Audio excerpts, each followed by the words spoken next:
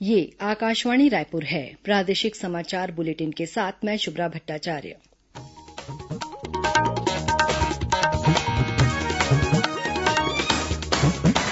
पेश है आज के मुख्य समाचार। प्रधानमंत्री नरेन्द्र मोदी कल पारदर्शी कराधान ईमानदार का सम्मान इस वेब पोर्टल की शुरूआत करेंगे। सुकमा जिले में आज सुरक्षा बलों और माओवादियों के बीच हुई मुठभेड़ में 4 माओवादी मारे गए हैं। भगवान श्री कृष्ण जन्माष्टमी का पर्व आज धार्मिक श्रद्धा के साथ मनाया जा रहा है और मौसम विभाग ने उत्तरी छत्तीसगढ़ के कुछ स्थानों पर भारी बारिश होने की चेतावनी दी।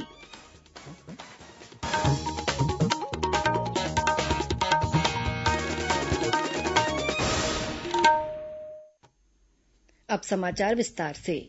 प्रधानमंत्री नरेन्द्र मोदी कल पारदर्शी कराधान ईमानदार का सम्मान इस वेब पोर्टल की शुरूआत करेंगे। प्रत्यक्ष कर सुधारों की दिशा में सरकार के महत्वपूर्ण उपायों के अंतर्गत इस पोर्टल की शुरूआत वीडियो कॉन्फ्रेंसिंग के जरिए की जाएगी। पारदर्शी कराधान ईमानदार का सम्मान इस वेब पोर्टल के शुरू होने से कर सुधारों की प्रक्रिया को आगे बढ़ाने में मदद मिलेगी। राज्य सरकार ने स्कूलों में संचालित मध्यान्ह भोजन कार्यक्रम के तहत भोजन बनाने के खर्च में बढ़ोतरी की है। ये आदेश बीते 1 अप्रैल से लागू माना जाएगा। अब प्राथमिक शालाओं को मध्यान्ह भोजन बनाने के लिए प्रति छात्र प्रतिदिन के मान से ₹5.19 दिए जाएंगे, जबकि माध्यमिक शालाओं के लिए ₹7.45 तय किया गया है। इससे पहले प्राथमिक शाला के लिए भोजन बनाने की दर ₹4.90 तथा माध्यमिक शालाओं के लिए ₹6.71 निर्धारित थी। राज्य सरकार ने एलपीजी रसोई गैस का उपयोग करने वाली प्राथमिक शालाओं को 20 पैसे तथा माध्यमिक शालाओं को 30 पैसे प्रति छात्र प्रतिदिन के मान से दिए जाने का आदेश जारी किया है। छत्तीसगढ़ में कोरोना संक्रमण के मामले लगातार बढ़ते जा रहे हैं। आज भी विभिन्न जिलों से कोरोना संक्रमित नए मरीजों के मिलने की पुष्टि हुई है। राजधानी रायपुर में पूर्व मुख्यमंत्री रमन सिंह की पत्नी वीणा सिंह की कोरोना जांच रिपोर्ट पॉजिटिव आई है। पूर्व मुख्यमंत्री डॉक्टर रमन सिंह ने ट्वीट कर इसकी जानकारी दी है। वीणा सिंह को अस्पताल में भर्ती कराया जा रहा है। पूर्व मुख्यमंत्री का पूरा परिवार आइसोलेशन पर है। मुख्यमंत्री भूपेश बघेल ने ट्वीट कर श्रीमती वीणा सिंह के जल्द स्वस्थ होने की कामना की है। वहीं राजधानी रायपुर के बैजनाथपारा में कोरोना मरीज मिलने के बाद इस क्षेत्र को सील कर दिया गया है। उधर बस्तर जिले में आज 26 नए कोरोना संक्रमित मरीजों की पहचान की गई है। बस्तर कलेक्टर रजत बंसल ने बताया कि इनमें जगदलपुर और तोकापाल से 11 व्यक्ति शामिल हैं। दुर्ग जिले में आज दोपहर तक 7 नए कोरोना संक्रमित मरीजों की पुष्टि हुई है। इनमें 2 दुर्ग से और 5 मरीज भिलाई से हैं। वहीं महासमुंद जिले में आज पिथौरा और तुमगांव से 1 नए कोरोना मरीज मिले हैं। उधर राजनांदगांव जिले में आज अब तक 31 नए कोरोना पॉजिटिव मरीजों की पहचान की गई। इनमें डोंगरगढ़ स्थित आईटीबीपी कैंप के 7 जवान शामिल हैं। इधर कोंडागांव जिले में कल 14 कोरोना पॉजिटिव मरीज पाए गए थे। इनमें 5 सीआरपीएफ और 5 आईटीबीपी के जवान शामिल हैं। इस बीच राजधानी में बीती रात एम्स में भर्ती कोरोना मरीज ने तीसरी मंजिल से कूदकर आत्महत्या कर ली। मृतक रायपुर के लालपुर का रहने वाला है। पुलिस अधिकारियों ने बताया कि कुछ दिन पहले मृतक की तबीयत खराब होने पर उसका कोरोना टेस्ट कराया गया था। रिपोर्ट पॉजिटिव आने के बाद उसे 7 अगस्त को एम्स में भर्ती कराया गया था। राज्य में कल देर रात तक कोरोना संक्रमण के 360 नए मामले सामने आए थे। इनमें से 105 मरीज रायपुर जिले से मिले थे। वहीं दुर्ग से 59, रायगढ़ से 28 और राजनांदगांव से 18 मरीजों की पहचान की गई थी। अब तक प्रदेश में कोरोना संक्रमण से 104 लोगों की मौत हो चुकी है। प्रदेश के विभिन्न शासकीय अस्पतालों में अब 70 नए विशेषज्ञ डॉक्टर अपनी सेवाएं देंगे। राज्य सरकार ने इस साल जून में विभिन्न चिकित्सा स्नातकोत्तर, एमडी, एमएस और डिप्लोमा पाठ्यक्रमों की अंतिम परीक्षा में शामिल नए विशेषज्ञ डॉक्टरों की पदस्थापना सूची जारी कर दी है। शासकीय मेडिकल कॉलेजों से संबद्ध अस्पतालों, डीकेएस, सुपर स्पेशियलिटी अस्पताल, विभिन्न जिला अस्पतालों तथा मातृ और शिशु अस्पतालों में इन विशेषज्ञ डॉक्टरों की नियुक्ति की गई है। स्वास्थ्य विभाग ने 6 स्नातक एमबीबीएस डॉक्टरों की भी पदस्थापना की है। उन्हें अलग अलग जिला अस्पतालों में पदस्थ किया गया है। स्वास्थ्य मंत्री टीएस सिंहदेव ने सरकारी अस्पतालों में सेवा के साथ अपने कैरियर की शुरुआत करने वाले सभी नए डॉक्टरों को बधाई और शुभकामनाएं दी हैं। उन्होंने कहा कि विभाग के साथ इनके जुड़ने से कोरोना संक्रमण पर नियंत्रण पाने के लिए एक बड़ी टीम मिलेगी। ये युवा डॉक्टर शहरों के साथ ही ग्रामीण और दूरस्थ अंचलों के सरकारी अस्पतालों में काम कर कोरोना संक्रमण के साथ ही अन्य बीमारियों के लिए चिकित्सा सुविधाओं को लोगों तक पहुंचाने में सक्रिय भूमिका निभाएंगे। गृह मंत्री ताम्रध्वज साहू ने कल गौरेला पेण्ड्रा मरवाही के जिला मुख्यालय पेण्ड्रा में पुलिस अधिकारियों की बैठक लेकर जिले में कानून व्यवस्था की समीक्षा की। इस मौके पर श्री साहू ने कहा कि पुलिस विभाग की कार्यशैली ऐसी होनी चाहिए कि जनता के मन में पुलिस के लिए सम्मान हो और अपराधियों के मन में भय। उन्होंने अपराधों के नियंत्रण के लिए पुलिस बल को सजग होकर कार्य करने के निर्देश दिए। गृह मंत्री ने कहा कि जिले में कोरोना संक्रमण की रोकथाम में पुलिस विभाग की अहम भूमिका रही है।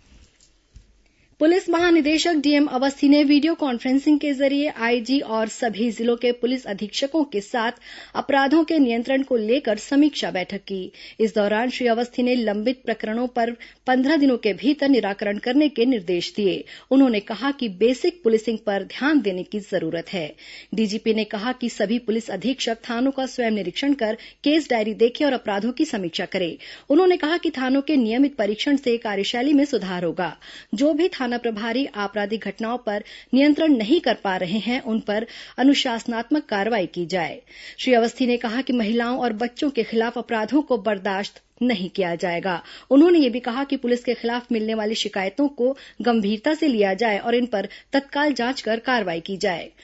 डीजीपी डीएम अवस्थी प्रदेश में पुलिसकर्मियों की विभागीय समस्या को दूर करने के लिए पुलिस कर्मचारी और उनके परिजनों से रूबरू होंगे। इस बारे में छत्तीसगढ़ पुलिस के आधिकारिक ट्विटर हैंडल से पोस्ट किया गया है। पोस्ट में लिखा गया है कि श्री अवस्थी से पुलिसकर्मी और उनके परिजन अपनी समस्याओं को लेकर वीडियो कॉल के जरिए रूबरू हो सकेंगे। इस सुविधा को आगामी 15 अगस्त से शुरू किया जा रहा है। कोई भी पुलिसकर्मी अपनी समस्याओं से संबंधित जानकारी मोबाइल नंबर 9479194990 पर व्हाट्सएप कर सकता है। प्रादेशिक समाचार आप आकाशवाणी रायपुर से सुन रहे हैं। छत्तीसगढ़ की खबरों से है आपका वास्ता और खबरों की विश्वसनीयता से है हमारा वास्ता। आकाशवाणी समाचार रायपुर के प्रादेशिक समाचार बुलेटिन के साथ ही हमारे समसामयिक कार्यक्रम आप रेडियो के अलावा अपने मोबाइल पर भी सुन सकते हैं। आकाशवाणी समाचार फेसबुक, ट्विटर और यूट्यूब पर भी उपलब्ध है। हमारा Facebook page Chhattisgarh news on AIR, Twitter handle CGAIR news और हमारा यूट्यूब चैनल है छत्तीसगढ़ AIR न्यूज। तो अब रेडियो के साथ ही आपके मोबाइल के जरिए भी हम पहुंच रहे हैं आप तक। छत्तीसगढ़ की हर खबर के लिए सुनते रहिए आकाशवाणी समाचार। और अब आगे बढ़ते हैं बाकी के समाचारों की ओर। सुकमा जिले में आज सुरक्षा बलों और माओवादियों के बीच हुई मुठभेड़ में 4 माओवादी मारे गए हैं। मौके से हथियार भी बरामद किए गए हैं। पुलिस अधीक्षक शलभ सिन्हा ने बताया कि कोबरा बटालियन, केंद्रीय रिजर्व पुलिस बल CRPF और डिस्ट्रिक्ट रिजर्व गार्ड DRG की संयुक्त टीम तलाशी अभियान के लिए निकली थी। इस दौरान जगरगुंडा के जंगल में पहले से घात लगाए बैठे माओवादियों ने सुरक्षा बलों पर फायरिंग शुरू कर दी। जवानों ने भी जवाबी कार्रवाई की। इस घटना में 4 माओवादी मौके पर ही मारे गए। सभी माओवादियों के शव बरामद कर लिए गए हैं। घटनास्थल से 303 राइफल समेत 4 हथियार बरामद किए गए हैं।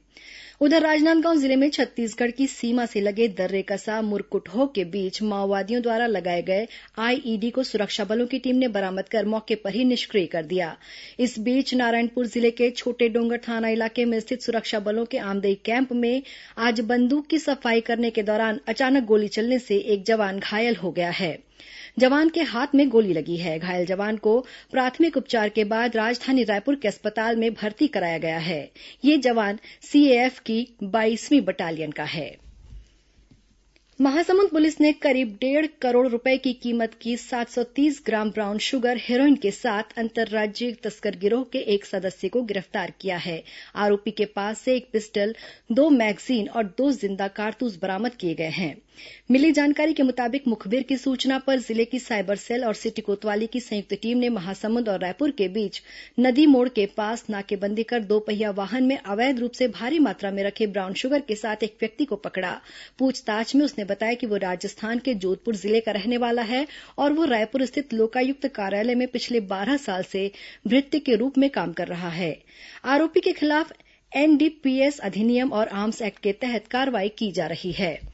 गोधन न्याय योजना के तहत गौठान समितियों से 2 से 15 अगस्त तक खरीदे गए गोबर का भुगतान आगामी 20 अगस्त को किया जाएगा। यह भुगतान सीधे हितग्राहियों के खातों में भेजा जाएगा। बिलासपुर कलेक्टर ने बताया कि गौपालकों से गोबर खरीदकर गौठानों में कम्पोस्ट खाद तैयार की जा रही है। उन्होंने कहा कि जिन शासकीय विभागों में खाद की आवश्यकता होगी उन्हें गौठानों से ही खाद खरीदना होगा। कलेक्टर ने यह भी कहा कि गौठानों में जितना गोबर खरीदा जा रहा है उसी अनुपात में वर्मी खाद भी बनना चाहिए। इसमें किसी भी तरह की गड़बड़ी बर्दाश्त नहीं की जाएगी। बस्तर संभाग में चल रहे मलेरिया मुक्त बस्तर अभियान के तहत कोंडागांव जिले में स्वास्थ्य विभाग की टीम गांव-गांव में जाकर लोगों की जांच कर रही है। इसके तहत केशकाल विकासखंड के ग्राम काकोड़ी में 66 लोग मलेरिया पॉजिटिव पाए गए थे। इनमें से 45 लोग अब पूरी तरह से स्वस्थ हो चुके हैं। 19 लोगों का इलाज चल रहा है। वहीं एक बच्चे की मलेरिया से मौत हो गई है। केशकाल के विकासखंड चिकित्सा अधिकारी डॉक्टर डीके बिसेन ने बताया कि बीते 9 अगस्त को लगाए गए शिविर के दौरान गांव के सभी घरों में मलेरिया कीटनाशक दवाइयों का छिड़काव किया गया है। साथ ही ग्रामीणों को आवश्यक दवाइयां देकर आसपास साफ सफाई रखने और अन्य आवश्यक सावधानियां बरतने के निर्देश दिए गए हैं। गौरतलब है कि केशकाल विकासखंड के अंतर्गत अब तक 1 लाख से अधिक लोगों की जांच की जा चुकी है, जिनमें से 365 लोगों की रिपोर्ट पॉजिटिव आई थी। भगवान श्री कृष्ण जन्माष्टमी का पर्व आज धार्मिक श्रद्धा के साथ मनाया जा रहा है। इस मौके पर प्रदेश के कृष्ण मंदिरों में जन्मोत्सव के लिए आवश्यक तैयारियां की गई हैं। मंदिरों और घरों में आज रात भगवान श्री कृष्ण की विशेष रूप से पूजा अर्चना कर जन्मोत्सव मनाया जाएगा। राजधानी रायपुर में स्थित कृष्ण मंदिरों में आकर्षक सजावट की गई है। राजधानी में टाटीबंध स्थित इस्कॉन मंदिर, समता कॉलोनी के राधा कृष्ण मंदिर और गोकुल चंद्रमा मंदिर बूढ़ापारा में सुबह से ही श्रद्धालुओं ने भगवान के दर्शन किए। प्रदेश के अन्य शहरों से भी जन्माष्टमी पर्व मनाए जाने की खबर है। कोरोना संक्रमण के कारण बीते सालों की तुलना में इस साल मंदिरों में भीड़ कम रही। राष्ट्रपति रामनाथ कोविंद, प्रधानमंत्री नरेंद्र मोदी, राज्यपाल अनुसुईया उइके और मुख्यमंत्री भूपेश बघेल ने जन्माष्टमी के अवसर पर लोगों को बधाई दी है।